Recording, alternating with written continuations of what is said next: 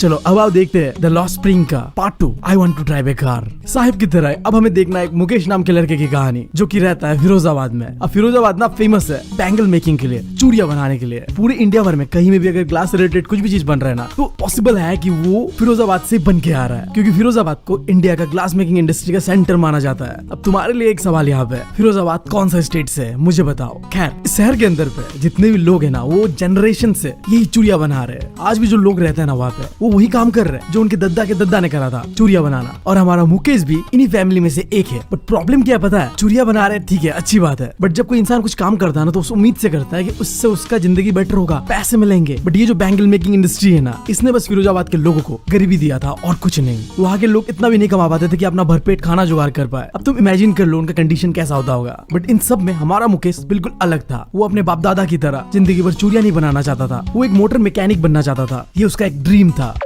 हाँ, मुकेश को motor mechanic बनना है और मुझे मोटर ब्लॉगर बनना है।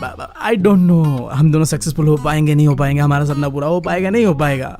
खैर अब हमारे ऑथर को भी लगता है कि मुकेश का सपना मोटर मैकेनिक बनने का ये कभी पूरा नहीं हो सकता। इस चीज को बुक के अंदर भी डिस्क्राइब करा गया एक वर्ड से, इसका नाम है मिराज। अब जब तुम डेजर्ट पे प्यासे होते हो और पानी की तलाश पे होते हो तब तुम्हें ऐसा लगता है कि तुम्हारे आगे ना पानी है, तालाब है, बट रियलिटी में वो होता नहीं है। एग्जैक्टली इसी तरीके से मुकेश का जो ये सपना है ना वो एक मिराज की तरह है जो कि किसी दिन फिरोजाबाद की इस धूल खाते हुए गलियों में कहीं खो जाएगा। क्योंकि पूरे फिरोजाबाद में लगभग 20,000 से भी ऐसे बच्चे हैं इंक्लूडिंग हमारा मुकेश जो किसी फैक्ट्री में किसी ऐसे कंडीशन पे जहाँ गर्मी होगा, भट्टी में आग जल रहा होगा, मतलब ऐसा कंडीशन जिसे डिस्क्राइब नहीं करा जा सकता, उस कंडीशन में भी ये लोग काम कर रहे हैं, चूड़ियां बना रहे हैं। और इस कंडीशन पे लंबे समय तक काम करने की वजह से कई बच्चों ने अपना आंखों का रोशनी भी खो दिया है। अगर फिरोजाबाद में कानून सही से फॉलो होता तो शायद मुकेश और उसके जैसे जितने भी 20,000 बच्चे हैं ना उन्हें इस तरीके से भट्टी में जलते हुए चूड़ियां ना बनाना पड़ता, वो अपने सपनों को जी पाते। बट तुम्हें पता है ऐसा होने वाला नहीं है। इंडिया में कानून कौन ही फॉलो करता है। तो बेसिकली हमारा ऑथर यहाँ पे यही चीज बताना चाह रहा है कि भाई साहब मुकेश और उसके जितने भी बच्चे हैं अगर वो चूड़ियां नहीं बना रहे होते तो शायद वो अपना पैशन फॉलो करते हैं। जैसे कि हमारे मुकेश का सपना था कि वो मोटर मैकेनिक बने और मेरा सपना है कि मैं एक मोटर ब्लॉगर बनूं। बट ये चीजें होते हुए नहीं दिख रहा है क्योंकि पूरे फिरोजाबाद में हो रहा है घनघोर लेवल पे बाल मजदूरी।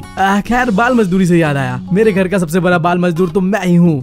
घर का बड़ा बेटा मतलब यार बाल मजदूर। घर का टॉयलेट साफ करने से लेके मार्केट पे जाके सब्जी लाने तक सारे काम करता हूँ यार। फिर भी माँ बाप के ताने सुनता हूँ कि तू तो किसी काम का नहीं है। अगर तुम भी घर के बड़े बेटे हो तो तुम रिलेट कर पाओगे यार। मतलब तुमने दिन में कितने बार माँ बाप के मुंह से तुम्हारी तारीफ सुना होगा इतने काम करने के बावजूद भी। नहीं होता यार। हम जिंदगी में पैदा हुए अपने बाप माँ का गुलामी करने के लिए। सारे मजे तो ये छोटे लोग कर जाएंगे, हमें तो बस अपने माँ बाप का नौकर बनते हुए अपनी जिंदगी को बिता देना है।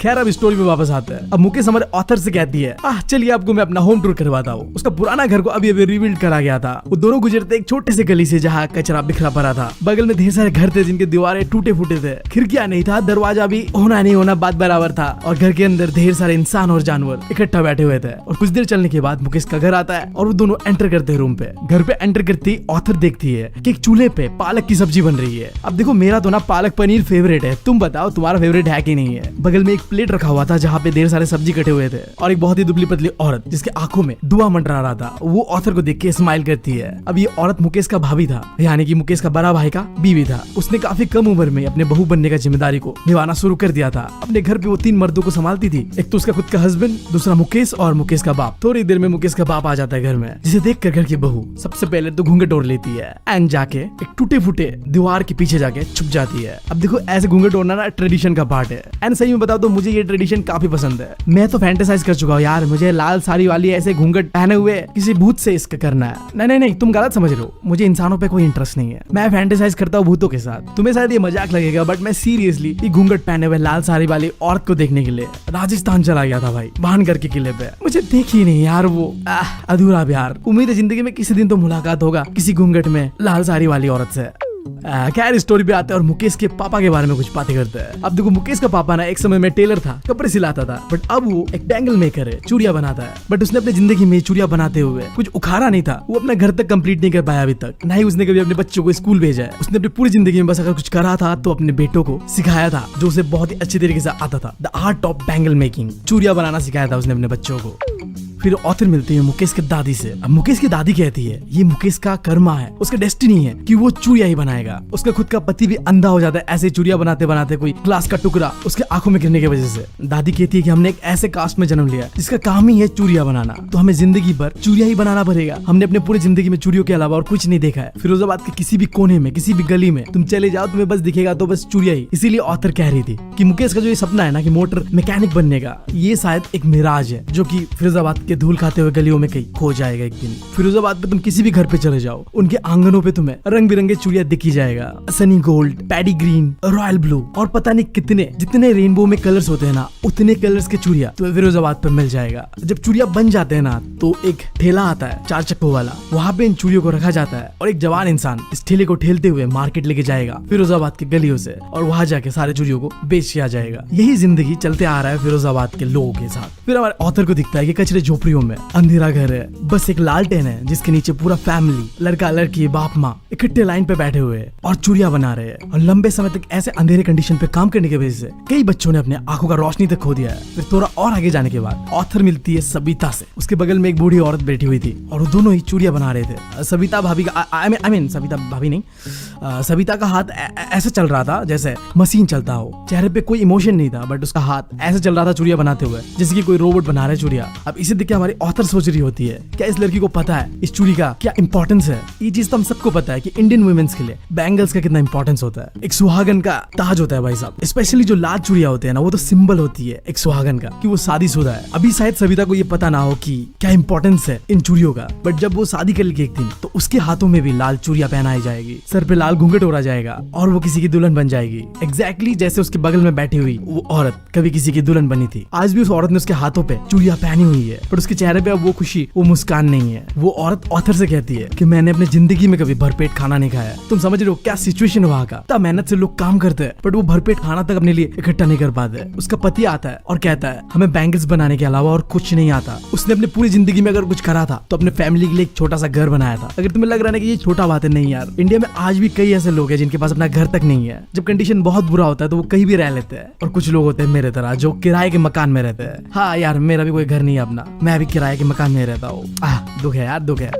खैर अब स्टोरी पे आते हैं। ऑथर भी यहाँ पे यही चीज कह रही होती है कि इस बंदे ने वो चीज अचीव करा था जो कई लोग नहीं कर पाए। कई लोगों का सपना है एक घर जहाँ तुम अपना सुकून का नींद और चैन ले सकते हो। कई लोगों का ये सपना होता है। फिर हमारे ऑथर को दिखता है कि फिरोजाबाद के हर एक घर में बस एक ही चीज को लेकर रोना था कि हमारे पास तो पैसे ही नहीं है, हम कुछ कर ही नहीं सकते अपने लिए, बस चूड़िया बना रहे हैं। इवन तो ये काम करके उन्हें इतना भी पैसा नहीं मिल रहा है कि वो भरपेट खाना खा सके। यही बोरिंग काम सालों से करते करते अब उन लोगों के अंदर पे कोई सपना, होप, ड्रीम कुछ नहीं है। अब वो अपना जिंदगी को बदलना भी नहीं चाहते, जो जैसे चल रहा है चलने दो। ऑथर कुछ यंग लड़कों से पूछती है कि तुम लोग इकट्ठे मिल क्यों नहीं जाते हो, एक टीम बना लो एंड एक कोऑपरेटिव स्टार्ट करो जिससे कि तुम ज्यादा प्रॉफिट कमा पाओगे, ये मिडिल मैन को भगा पाओगे। अब देखो, तुमने अमूल डेयरी का नाम सुना होगा जहाँ में फार्मर्स दूध इकट्ठा करते हैं आपस में एंड देन कोऑपरेटिव बना के अमूल डेयरी को चला रहे हैं। एग्जैक्टली इसी तरीके का सजेशन दिया था ऑथर ने कि आप लोग भी एक कोऑपरेटिव बना लो, एक ग्रुप बन जाओ और फिर बिजनेस करो, देखना अंधा पैसा छापोगे। तो वो लोग कहते हैं कि अगर हमने ऐसा करा ना तो पुलिस हमें अरेस्ट करेगी, हमें मारेगी, हमारे साथ एक क्रिमिनल की तरह ट्रीट करा जाएगा। वो सारे के सारे हेल्पलेस थे, उनके पास कोई अपना लीडर नहीं था जो उन्हें गाइड कर पाए, जो उन्हें सिस्टम से लड़ने पे मदद करे। हाँ, सिस्टम से याद आया, पुलिस से ना मैं बहुत ज्यादा नफरत करता हूँ सही में। जब मैं क्लास 8 पे था ना तो एक बंदी थी जो मुझे काफी भाव दे रही थी और मुझे भी अच्छा लग रहा था। यार किसको अच्छा नहीं लगेगा जब कोई बंदी भाव दे रही हो, है ना।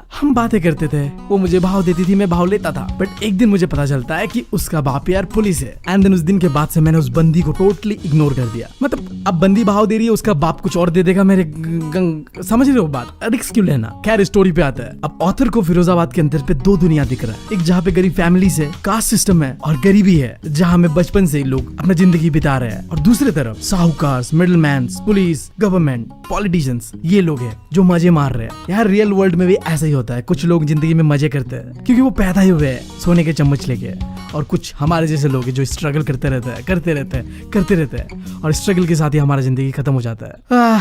खैर स्टोरी पे आगे बढ़ते हैं। ऑथर बताती है कि फिरोजाबाद के अंदर में जो बच्चे हैं ना, वो पैदा होने के साथ साथ उनको मिलता है बोझ, गरीबी का, कास्ट का एंड होपलेसनेस का। उन्हें जो जिंदगी मिला है ना, वो जिंदगी उन्होंने एक्सेप्ट कर लिया है कि हमारे साथ कुछ बदलने नहीं वाला, जो है ऐसे रहेगा, ऐसे चलेगा। अगर तुम अपना जिंदगी बदलना चाहते हो ना तो तुम्हें डेयरिंग होना पड़ेगा। बट फिरोजाबाद के बच्चों को बचपन में ये चीज सिखाया नहीं गया था कि कैसे डेयरिंग बनते हैं। बट मुकेश बिल्कुल अलग था। मुकेश डेयरिंग था, वो भी तो फिरोजाबाद में पैदा हुआ था, उसके साथ भी सेम दिक्कतें थे। उसकी फैमिली गरीब था, बट उसके पास एक सपना था, एक ड्रीम था कि वो बनना चाहता है एक मोटर मैकेनिक, और तुम्हारा भाई बनना चाहता है एक motor blogger. I don't know तुम सपोर्ट करोगे कि नहीं करोगे। अगर सपोर्ट करते हो तो जाके चैनल को सब्सक्राइब कर लो। द माउंटेन गाय। कहाँ आ गए, टॉपिक पे बढ़ते हैं।